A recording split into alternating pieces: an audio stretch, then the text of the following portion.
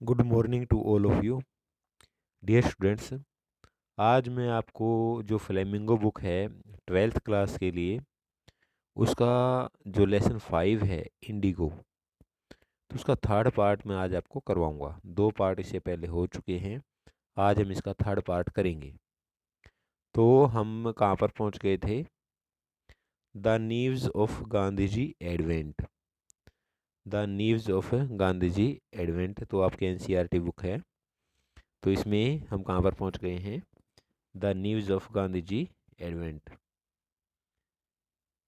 यानी गांधी जी की advent, advent कहते हैं आगमन को, गांधी जी के आने का समाचार।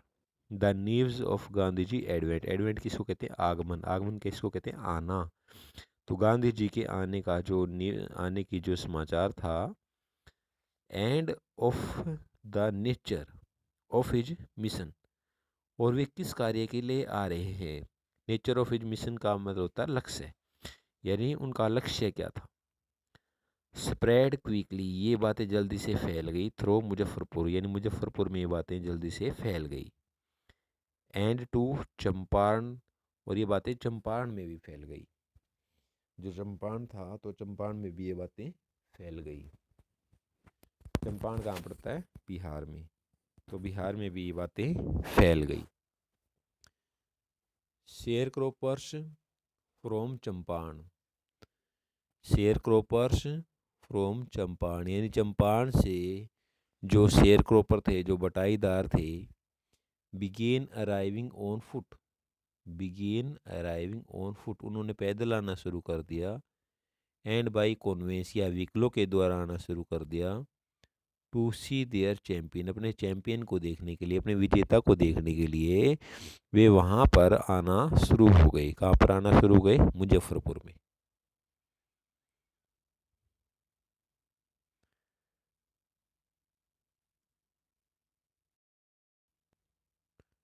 Muzaffarpur lawyers called on Gandhi ji, यानी मुजफ्फरपुर के जो वकील थे वे गांधी जी से मिलने आए। टू ब्रीफ हिम, तो संक्षेप में उससे बातें करने के लिए।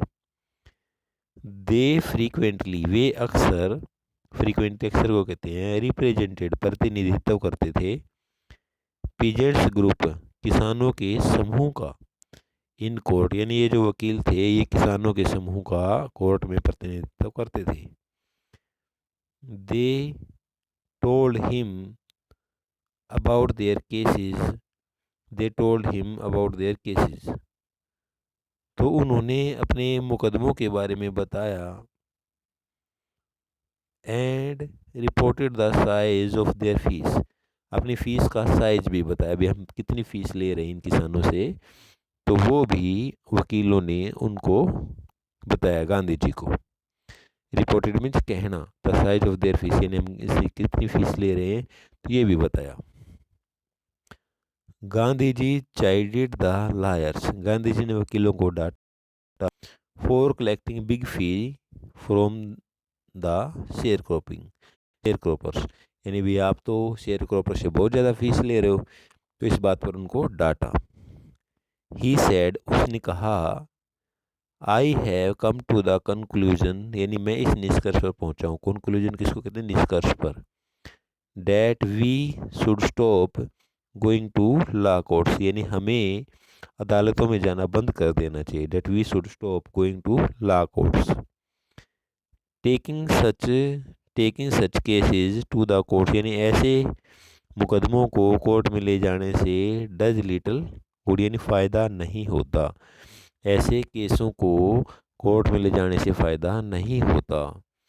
वे है द पीजेंट्स, जबकि जो किसान हैं, जो किसान होते हैं, आर सो क्रस्ट, वे इतने क्रस्ट कर दिए जाते हैं, इतने दबा दिए जाते हैं। एंड फियर स्ट्राइकन, और भय से पीड़ित हो जाते हैं। फियर स्ट्राइकन, भय से पीड़ित। तो इसके लिए लॉ कोर्ट्स, जो अदालतें हैं, आर यूजलेस, वे कोई काम की नहीं है।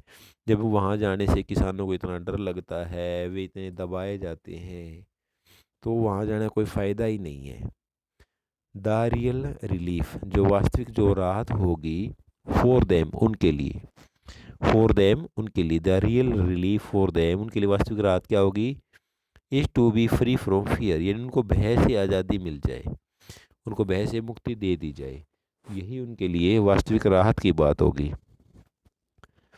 Most of the arable land, most of the arable land, ज़्यादातर जो कृषि योग्य भूमि है, इन द चंपारण डिस्ट्रिक्ट, तो चंपारण जिले की ज़्यादातर जो कृषि योग्य भूमि है, was divided into large estate, वो बड़ी बड़ी जागीरों में बटी हुई है, was divided into large estate, तो वो बड़ी बड़ी जागीरों में बटी हुई है, आउंड बाय इंग्लिशमैन, और जिनके मालिक कौन है, अंग्रेज हैं, and worked by Indian tenants, और जो भारतीय जो किसान हैं वे उन पर काम करते हैं, वर्कड बाय इंडियन टीनेंट्स, ये जो भारतीय किसान हैं वे उन ज़मीनों पर काम करते हैं।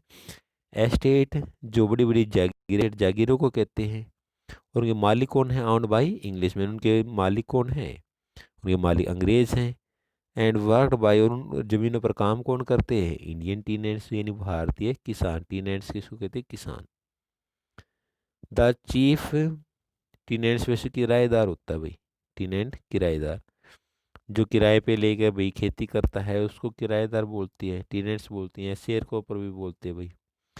द चीफ कमर्शियल क्रॉप, जो मुख्य व्यापारिक जो फसल थी, वाज इंडिगो, वो कौन सी थी, वो इंडिगो थी। द लैंडलॉर्ड्स कंपेल्ड, तो लैंडलॉर्ड्स ने बाध्य किया, ऑल टीनेंट सभी किराएदारों को, टू प्लांट 3/28, भाई वे 3/20 या 15% और 15% ऑफ देयर होल्डिंग, यानी जो उनकी फसल होती है उसका जो 15% है तो वे अपने पास रखेंगे, और बाकी का 85% वे अंग्रेजों के पास जमा करेंगे। शेयर क्रॉपिंग सिस्टम क्या था भाई, यानी अगर मान लो टोटल 20 हिस्से हैं तो 20 हिस्से में से 3 हिस्से तो किसान रखेगा और 17 हिस्से अंग्रेजों के पास जमा करवाएगा, यानी जो ओनर था कौन था, इंग्लिशमैन। तो अंग्रेज के पास कितना हिस्सा जमा करवाएगा किसान, 17% हिस्सा अंग्रेजों का और 3% हिस्सा किसका, किसानों का। या हम इसको ऐसे भी बोल सकते हैं 15% हिस्सा, 15% हिस्सा किसान का और 85% हिस्सा अंग्रेजों का। तो ये एक अरेंजमेंट था जिसके अंदर जो फसल होती थी उसका 15% हिस्सा तो किसान रखते थे और बाकी 85% हिस्सा अंग्रेजों को दे दिया जाता था। With Indigo and surrender the entire Indigo, और बाकी जो इंडिगो की जो फसल थी, हार्वेस्ट एज रेंट, यानी जो हार्वेस्ट फसल को कहते हैं एज रेंट, वो किराए के रूप में किसको दे दी जाती थी, अंग्रेजों को। दिस वाज डन, ये काम किया जाता था बाय लॉन्ग टर्म कॉन्ट्रैक्ट, एक लंबे कॉन्ट्रैक्ट के साथ इस काम को किया जाता था, एक लंबे व्यवस्था के अनुसार, कॉन्ट्रैक्ट के अनुसार, प्रबंधन के अनुसार इस काम को किया जाता था। प्रेजेंटली हाल में द लैंडलॉर्ड्स जो जमींदार थे, लैंड उनको पता चल गया, डेट जर्मनी की जो जर्मनी देश है, हैड डेवलप्ड उसने विकसित कर दिया है, सिंथेटिक इंडिगो यानी जो कृत्रिम नील है, तो वो उसने उसका तरीका उनको पता चल गया है, भी कृत्रिम नील बनाना उन्होंने शुरू कर दिया है। दे देयर अपॉन ओब्टेन्ड एग्रीमेंट, इसलिए उन्होंने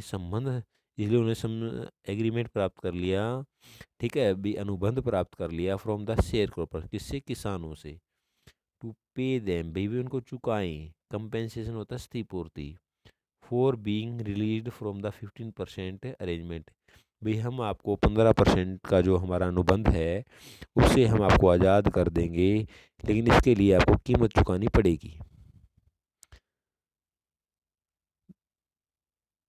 द शेयर क्रॉपिंग अरेंजमेंट, जो शेयर क्रॉपिंग का जो प्रबंधन था, वाज इरक्षम, वो क्या था, काफ़ी कष्टदायी था, टू द पीजेंट्स, किसानों के लिए, एंड मैनी साइंड विलिंगली, और बहुतों ने अपनी इच्छा से साइन कर दिए भाई। जो अरेंजमेंट था तो वो काफ़ी क्या था भाई, इरक्षम था, काफ़ी इरक्षम होता है पीड़ादायक, तो इसलिए किसानों ने उसको उसकी कीमत देने के लिए, ठीक है, यानी उनको रिहा किया जाए तो कीमत देने के लिए उन्होंने साइन कर दिए। दोज हु रजिस्ट्रेशन, जिन लोगों ने विरोध किया, एंगेज्ड लायर, तो उन्होंने वकील नियुक्त कर लिए। जिन लोगों ने इसका विरोध किया, जिन किसानों ने इनका विरोध किया, तो उन्होंने वकील नियुक्त कर लिए भाई। द लैंडलॉर्ड हायर्ड ठग्स, तो जमींदारों ने कौन रख लिए, जमींदारों ने ठग रख लिए। जो ठग होता है, जो गुंडे होते हैं, वे किसने रख लिए भाई, किसने हायर कर लिए, जमींदार।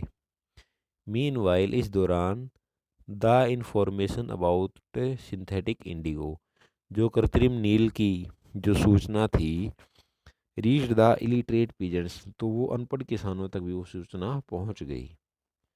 हु हैड साइंड, जिन्होंने साइन कर दिए थे, and they wanted their money back, और जिन्होंने पैसा दे दिया था वो अपना पैसा अब वापस चाहते थे। तो वे किसान अब अपना पैसा वापस चाहते थे।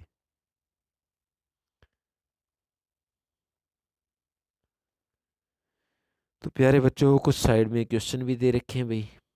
पहला क्वेश्चन क्या है, list the places, list the places that Gandhi visited, तो उन जगह का नाम बताना है जहाँ जहाँ गांधी जी गए। Between his between his first meeting with Shukla, तो जब वे शुक्ला से मिले थे, and his arrival at Champaran, और जब वे चंपारण में पहुंचे थे।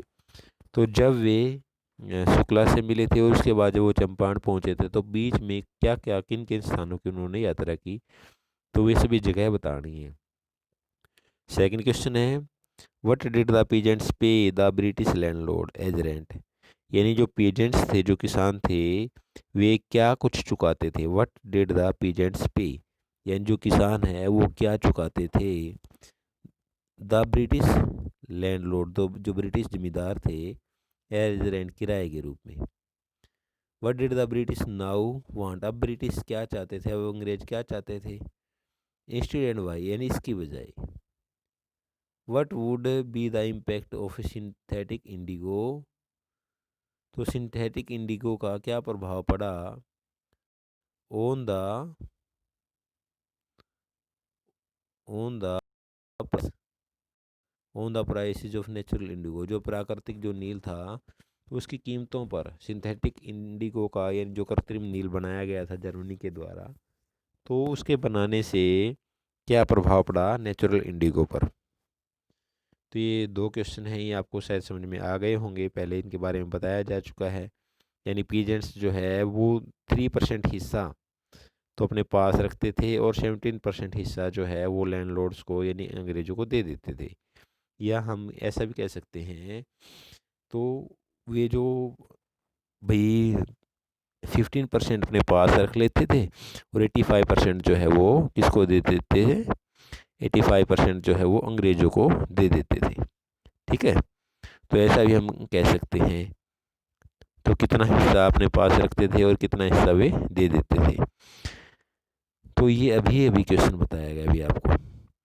इसमें ये कहा गया है, what did the peasants pay the British landlord, तो the peasants paid the peasants paid the the peasant paid the 85% part of the holding to the landlords, यानी 85% जो पार्ट है वो तो किसको दे देते थे, लैंडलॉर्ड को दे देते थे।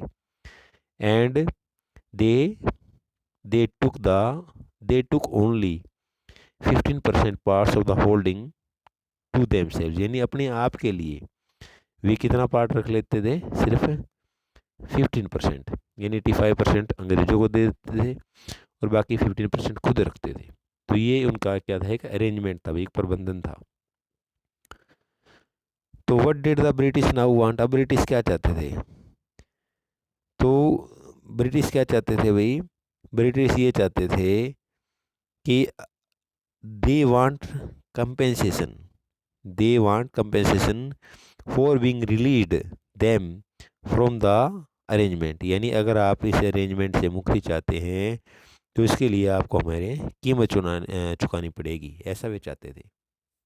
ठीक है, इसके बाद है what would be the impact of synthetic Indigo, synthetic Indigo का क्या असर पड़ा on the prices of natural Indigo, तो नेचुरल इंडिगो की कीमतों पर क्या प्रभाव पड़ा, तो the prices of natural Indigo became less, यानी अब उनकी कीमत क्या हो गई थी, कम हो गई थी, क्योंकि सिंथेटिक इंडिगो मार्केट में आ गया था, तो कृत्रिम नील का आविष्कार हो गया था, इसलिए उसकी कीमतों पर क्या प्रभाव पड़ेगा, उसकी कीमतें कम हो जाएगी, इसकी कीमत नेचुरल इंडिगो की। तो अभी मैं आशा करता हूँ ये समझ में आया होगा यहाँ पर आपको। इसके बाद आगे चलते हैं।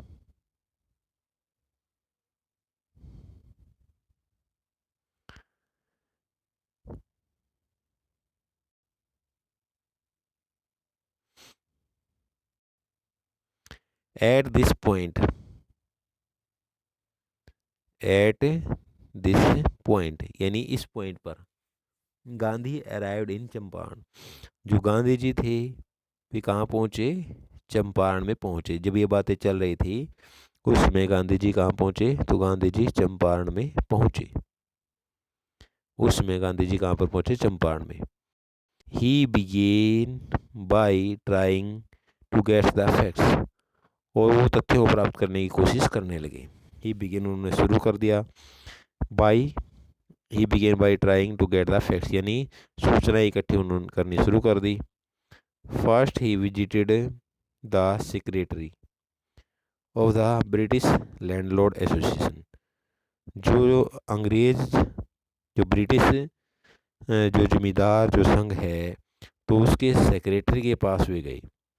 ब्रिटिश लैंडलॉर्ड एसोसिएशन, ब्रिटिश जमींदार संघ के सेक्रेटरी के पास वे गए।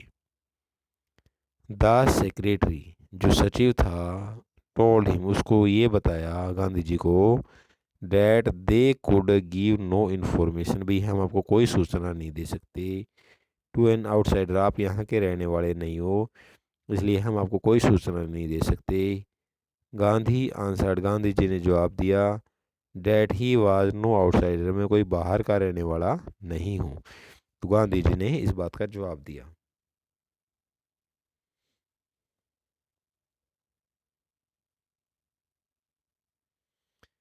Next,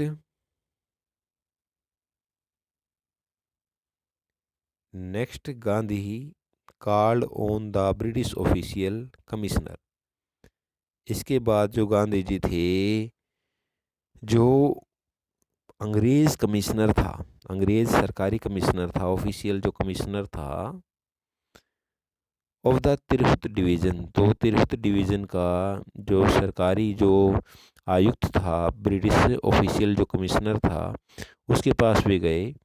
in which the Champaran district ले, तो चंपारण जो ज़िला है, जहाँ जिसके अधीन पड़ता था, जिस डिवीज़न के, तो वहाँ पर वे गए। तिरहुत डिवीज़न के अधीन पड़ता था, तो तिरहुत डिवीज़न में कौन गए, Gandhi ji. The commissioner, Gandhi report, तो गांधी जी कहते हैं कमिश्नर के बारे में, प्रोसीडेड टू बुली मी, उन्होंने मेरे को धमकाने की कोशिश की। बुली मी जो था धमकाना, तो उन्होंने मेरे को बुली यानी धमकाने की कोशिश की। एंड एडवाइज्ड मी, और मेरे को सलाह दी, फोर्थ विद यानी तुरंत, टू लीव तिरहुत, यानी आप इसी वक्त तिरहुत को छोड़ करके चले जाओ, आप इसी वक्त तिरहुत डिवीज़न को छोड़ करके चले जाओ, ऐसी उन्होंने मेरे को सलाह दी। तो प्यारे बच्चों, ये आपका थर्ड पार्ट था। मैं आशा करता हूँ ये थर्ड पार्ट आपको अच्छी तरह से समझ में आ गया होगा। फिर भी अगर आपको कोई डाउट है तो आप कमेंट बॉक्स में अपना डाउट लिख के भेज सकते हो। Okay, thank you.